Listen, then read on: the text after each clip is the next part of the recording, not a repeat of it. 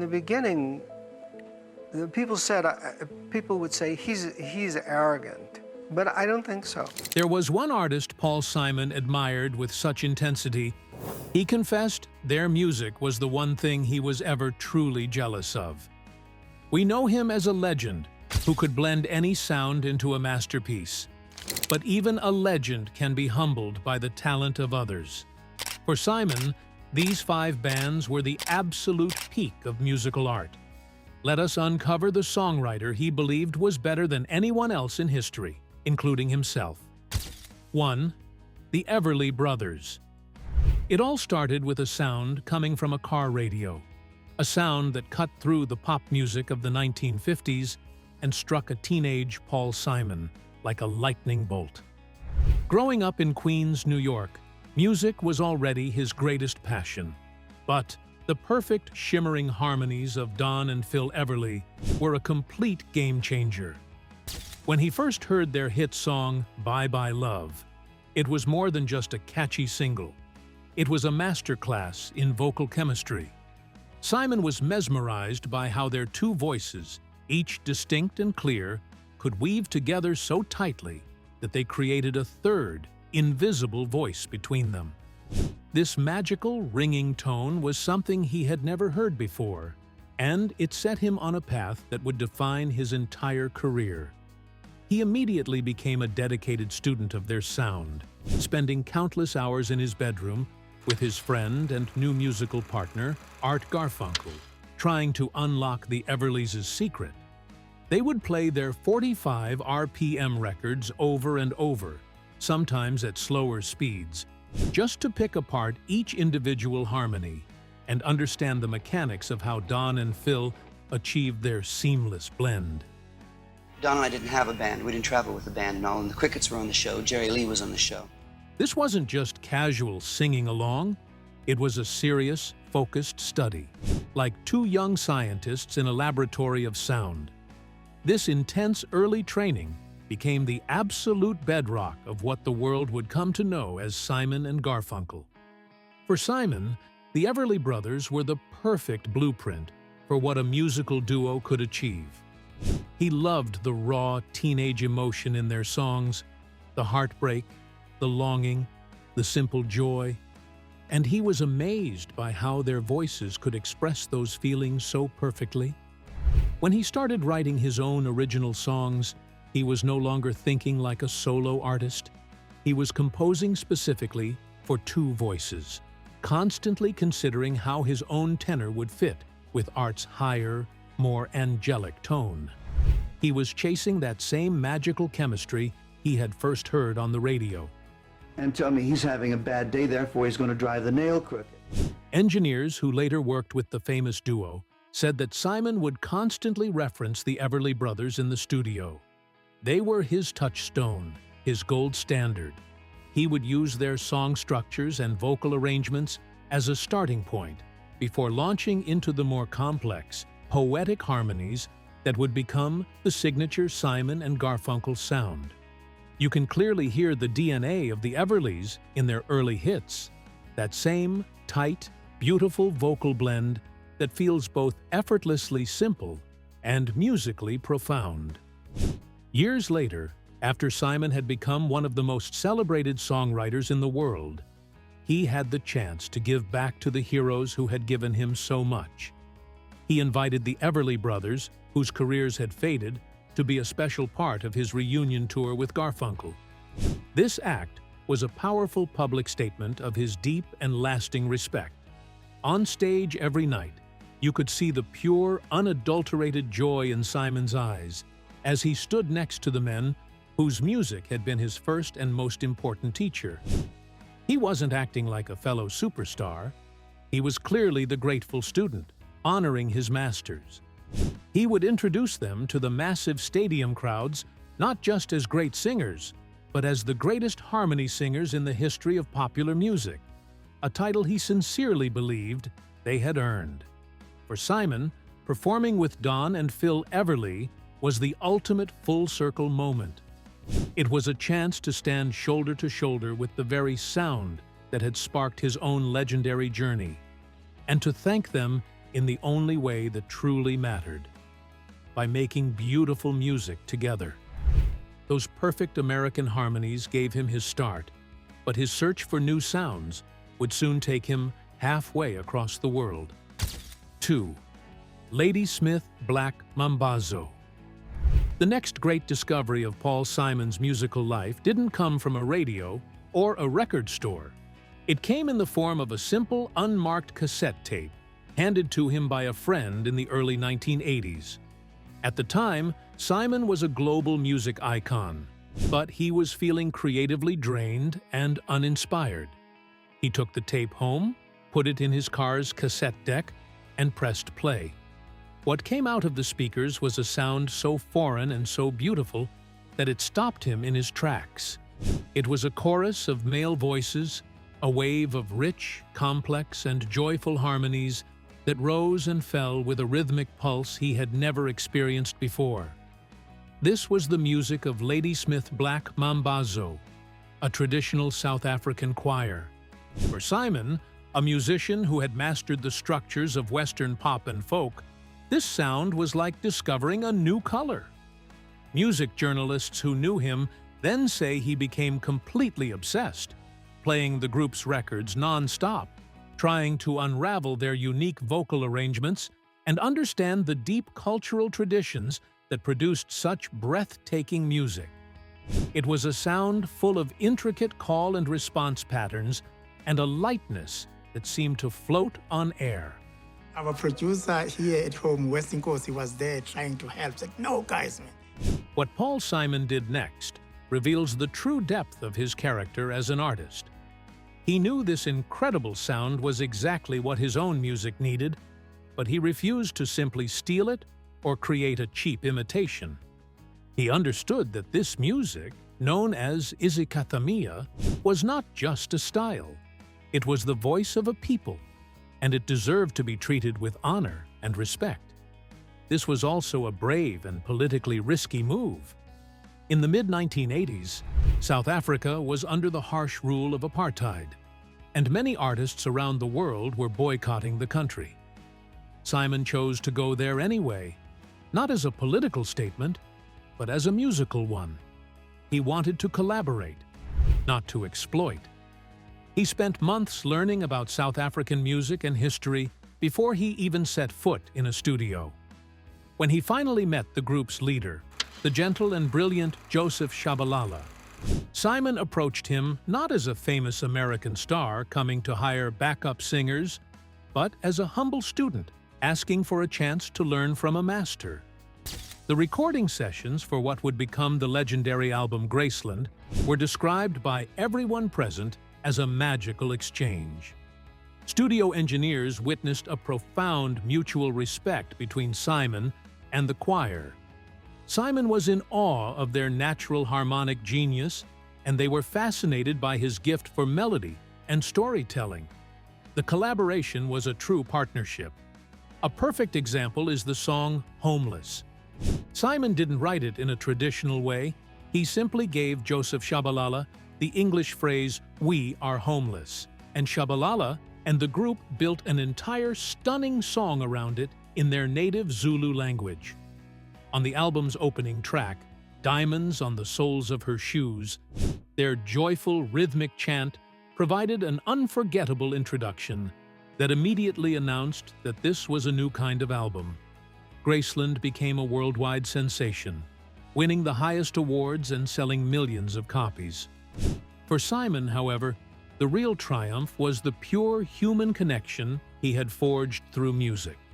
He didn't just find a new sound for a record, he found new friends and a powerful new source of inspiration that would completely revitalize his career. He found spiritual harmony in Africa, but he also found spiritual power in the gospel music of his own home country. 3. Elvis Presley. Long before he was known as a deep thinker of folk music, Paul Simon was a teenager on a different kind of adventure, one that took place right in his own room, with the radio turned up loud. During the rock and roll explosion of the 1950s, a time when a new kind of energy was shaking up the world, Simon was listening closely to the sounds that were changing everything. It was in this exciting time that he first heard the music of Elvis Presley, a singer whose raw power and brand-new sound would become, for Simon, the very reason he wanted to write songs in the first place. Every little town here, Longview, man, you name it, I've been there. You know, really, I've been all over Texas. For the young Simon, Elvis's music was more than just catchy tunes. It was a massive cultural event. It was proof that a song could be something huge and exciting, something that could connect with millions of people and still feel personal. He knew right away that Elvis's ability to grab you and make you listen was on a whole other level from anything he had ever heard before.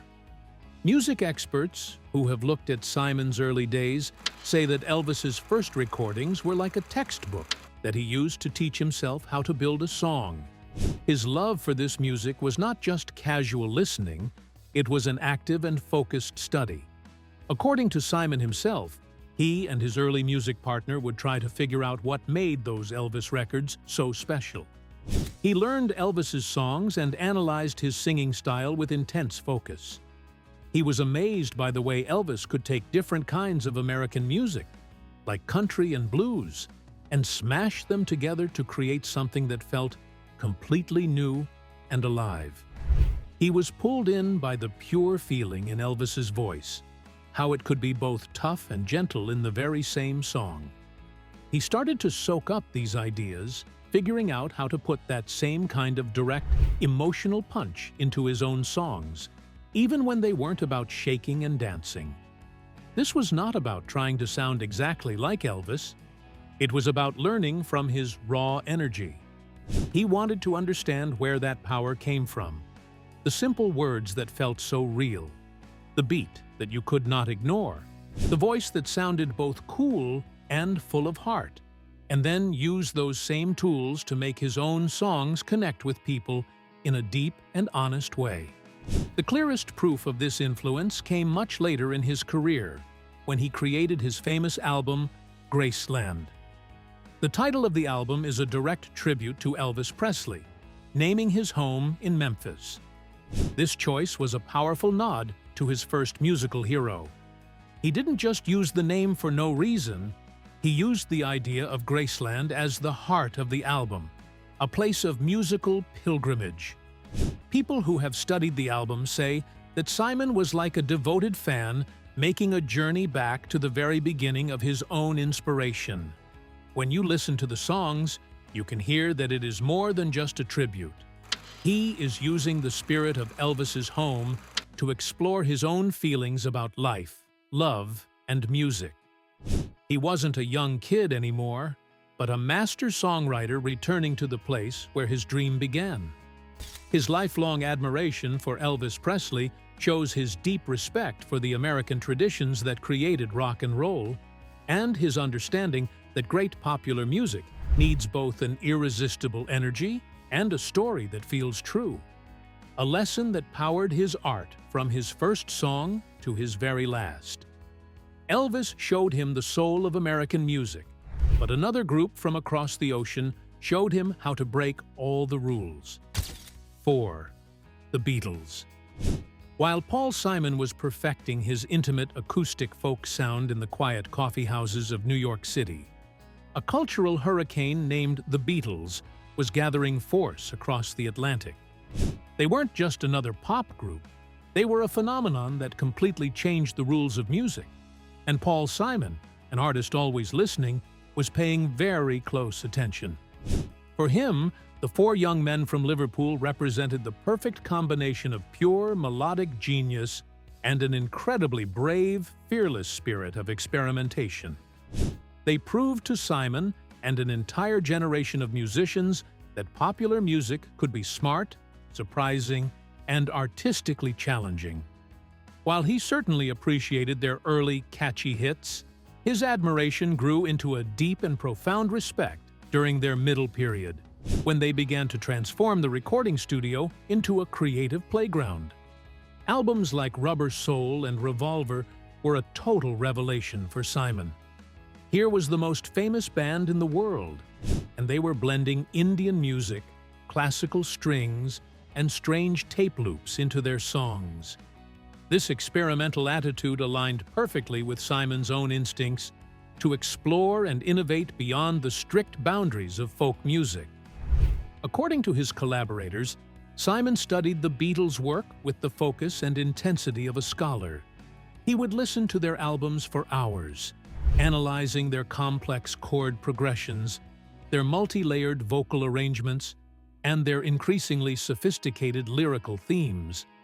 Studio musicians from that time recall him marveling at the melodic inventiveness of John Lennon and Paul McCartney. He wasn't trying to copy them or sound like them, but he was learning from their incredible creative freedom. He saw how they could take a simple pop song format and twist it into something completely new and unexpected. This powerful inspiration started to become evident in the later Simon and Garfunkel albums. Records like Parsley, Sage, Rosemary, and Time, and especially Bookends and Bridge Over Troubled Water, were far more complex and ambitious than their earlier folk albums.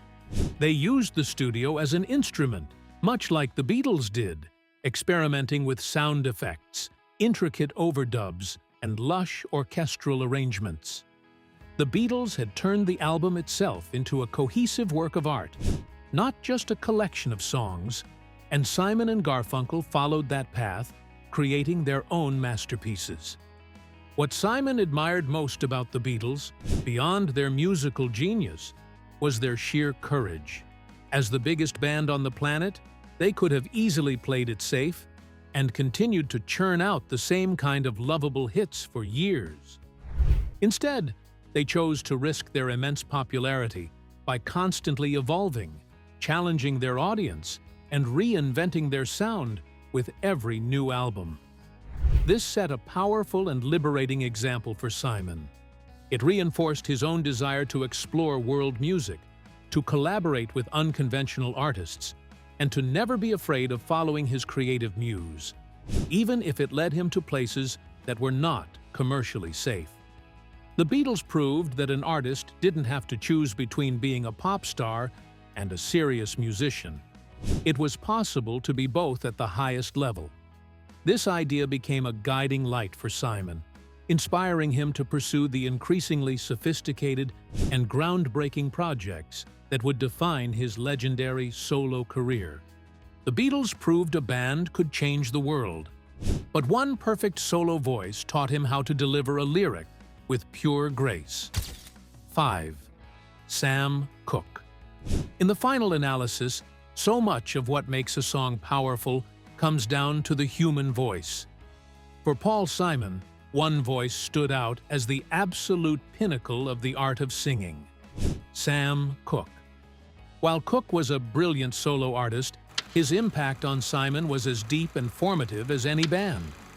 Simon didn't just enjoy Cooke's music, he treated it as the ultimate textbook on how to deliver a song with emotion and class. In a 1987 interview, when asked about his key influences, Simon answered without hesitation, calling Cooke simply the best voice. What he admired so much was Cooke's incredibly smooth, fluid, and seemingly effortless style. He saw Cooke as a master vocalist who never needed to resort to shouting to convey immense power. To Simon, Cooke's soft, gentle delivery could carry more heartbreak, joy, and soul than the loudest, most dramatic singer. This was a profound lesson that Simon absorbed and applied to his own art. Simon's deep study of Sam Cooke was all about the art of vocal phrasing. Phrasing is not just about hitting the right notes. It's the magic of how a singer delivers a line.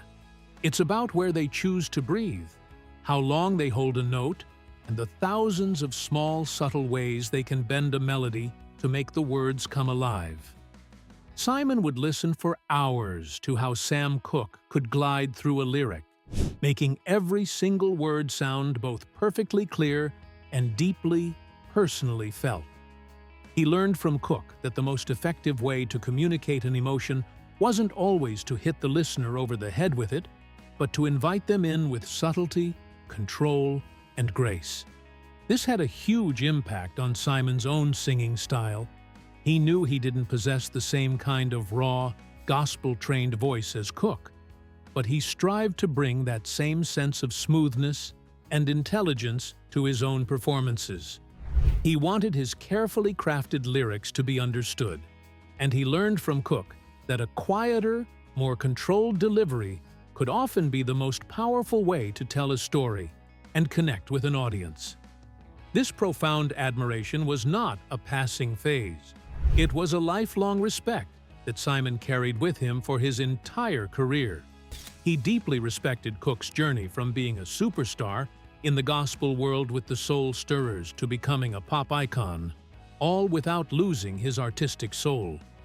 Decades later, this love for Cooke came full circle in 2020 when Simon collaborated with another music legend, Dion, on a track called Song for Sam Cooke here in America. The song was a moving tribute to Cooke's incredible musical gifts and his vital role as a voice for change during the civil rights movement. For Simon to participate in a song honoring his hero so many years after he first fell in love with his voice shows just how deep and lasting the influence truly was. It confirmed that Sam Cooke wasn't just a singer he liked. He was an essential teacher whose lessons on grace, soul, and the quiet power of a pure voice helped make Paul Simon the legendary artist he became. Whose music do you think shaped Paul Simon the most? Let us know your thoughts in the comments below. Remember to like and subscribe for more.